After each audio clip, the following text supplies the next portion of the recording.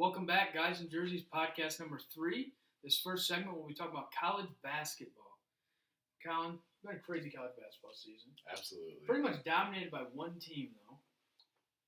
Absolutely. I mean, it's you can't ridiculous. argue with it. It's everybody's go-to pick. Obviously, Duke. It's unreal. For sure. Well, you know what we're going to do today for you guys is we're going to pick two teams that we believe can go far that are not Duke.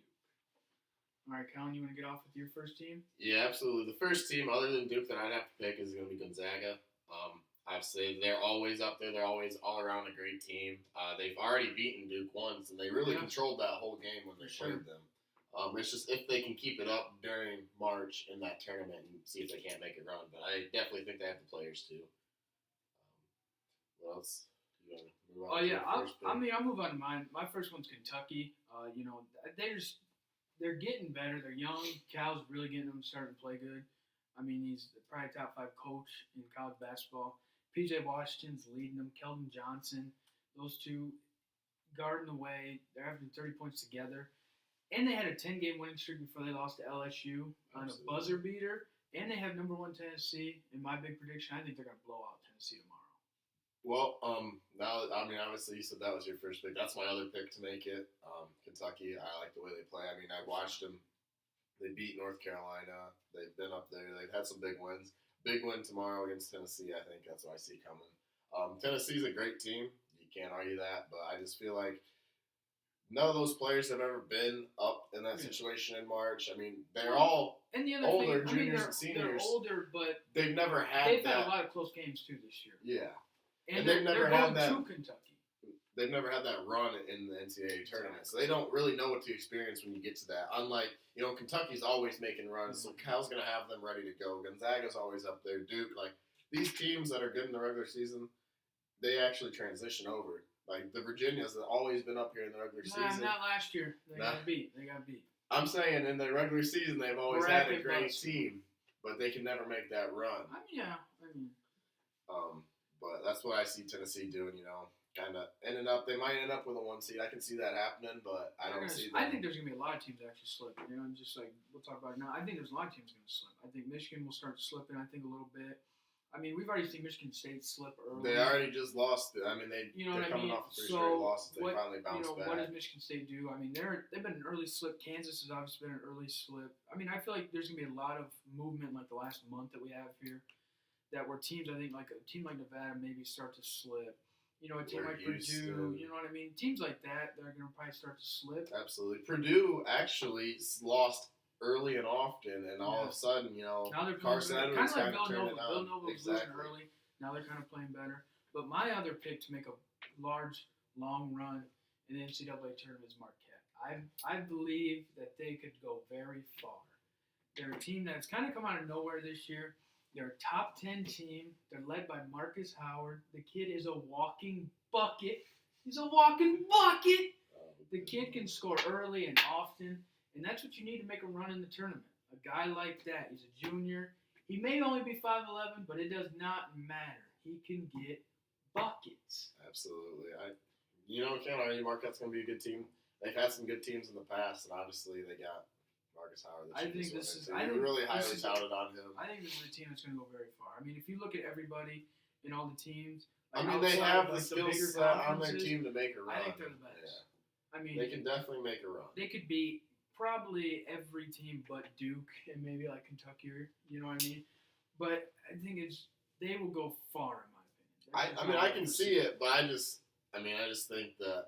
Other than Duke, Gonzaga, and Kentucky, for me, those are 2 teams that I can see matching. Well, for sure. I mean, obviously, I think everybody's high on Duke because they're so great. They're just so talented. Yeah, they have all this talent. That Louisville game, they were getting beat, and then their talent won that game. Absolutely. They came, what were they down? They were down over 20 points. Yeah. I mean, and to a good Louisville team. Yeah, Louisville's not bad. I mean, they're Louisville 16. Team. They're in the top 25. They're not a bad team. They'll play next Wednesday. It'll be Duke, North Carolina, so we'll see. So it's gonna be great. It's always a good game when they play. Exactly. We'll learn a lot about both teams there. For sure. Obviously, Duke kind of handled Virginia pretty well. I mean, twice. My prediction is I think Virginia will get them in the ACC tournament. You think so? The third time? Like you're not gonna beat a team third time like Virginia is. I feel like Virginia's really they're just gonna clog it up. I think they play good defense. They're gonna try to stop Zion. and that's gonna be their number one thing. And Duke has been shooting good lately, but can they keep it up to the big Exactly. That's why they struggled against Gonzaga because they Yes. couldn't shoot. So I mean, we'll see what happens there, but obviously everybody else is so highly touted on Duke. It's good for us to get away and give up 2 more teams.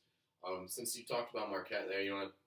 That'll transition pretty easily into your Wooden Award selections. We'll pick 2 guys that we think are favorites in our minds for the Wooden Award, and go from there. I mean, number one, I think everybody, RJ Barrett to me. I mean, you talk about Zion for Duke, but RJ Barrett is really the ticking time bomb for that team.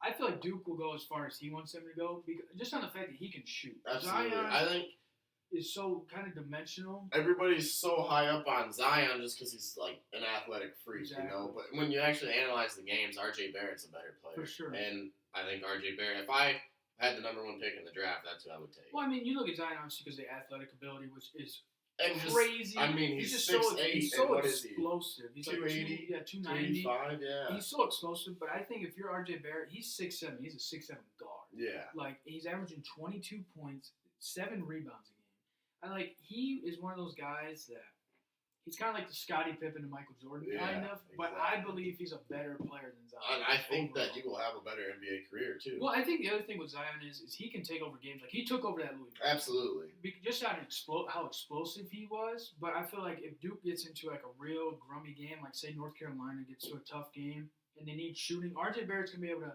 knock them down. I said that from the first game of the year that I thought RJ Barrett was a better player than Zion. I think he is for sure. I think everybody's just so hung up that Zion's this freak. We haven't seen anybody like him in a while, which we haven't, and you can't deny that he's not. But I just don't think he's the best player. I think the other thing is though, I think ESPN's really hyped up Zion. They've made a lot of money off this kid this year. Yeah, exactly. So I feel like that's the other big problem. I think with that is he gets so much attention that you don't really look at the other guys on his team.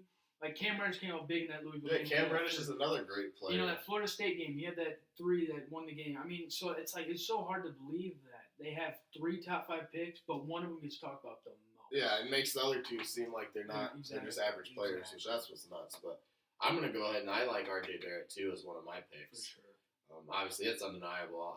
Like I said, I think he's gonna be the number 1 overall pick. My other pick, then I got Ja Morant from Murray State. Okay.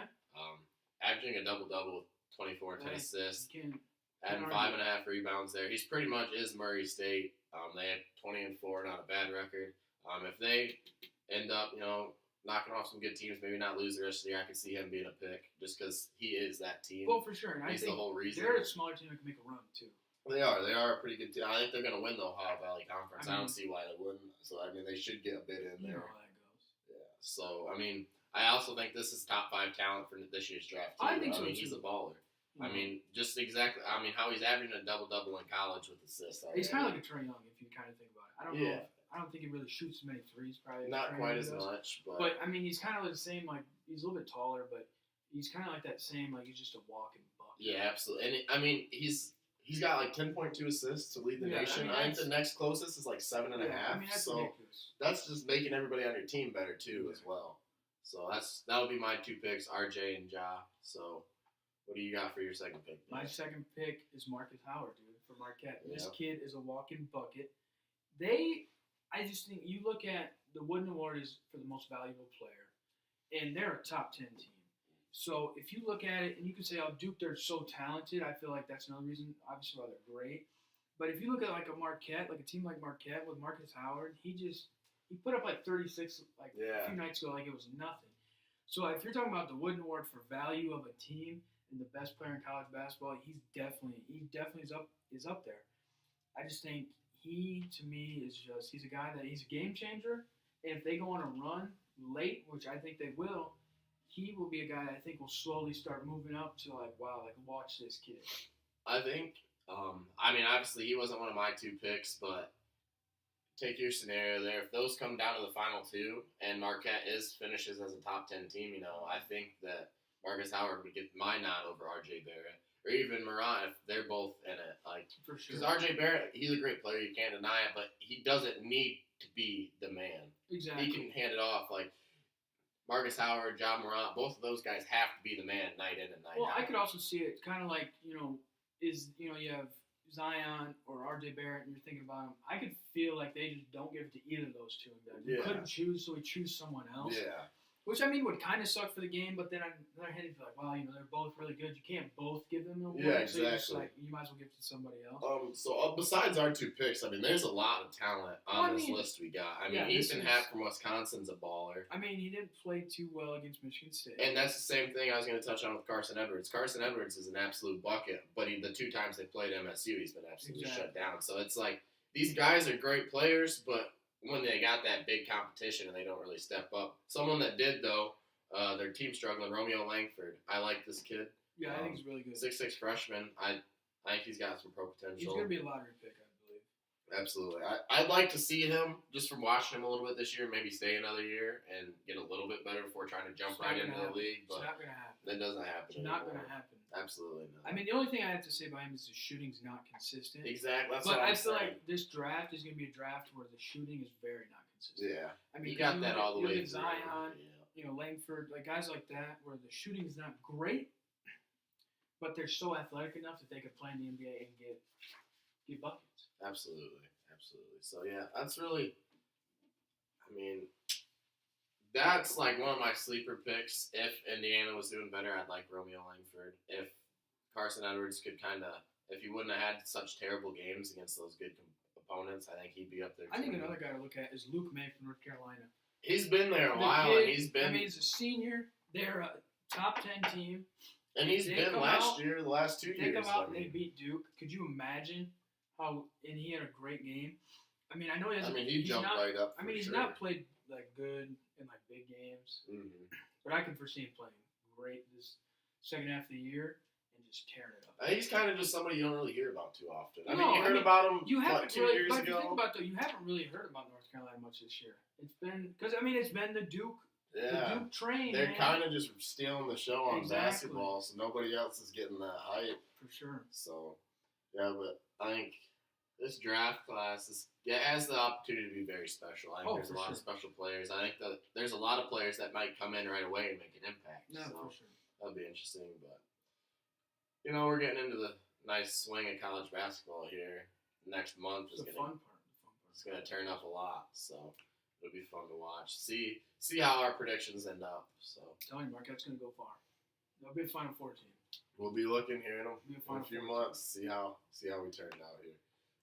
So I think that's all that we needed to touch on for the college basketball. Yeah, for sure. So I hope you guys enjoyed the college basketball segment of our podcast number 3, and we'll be back shortly.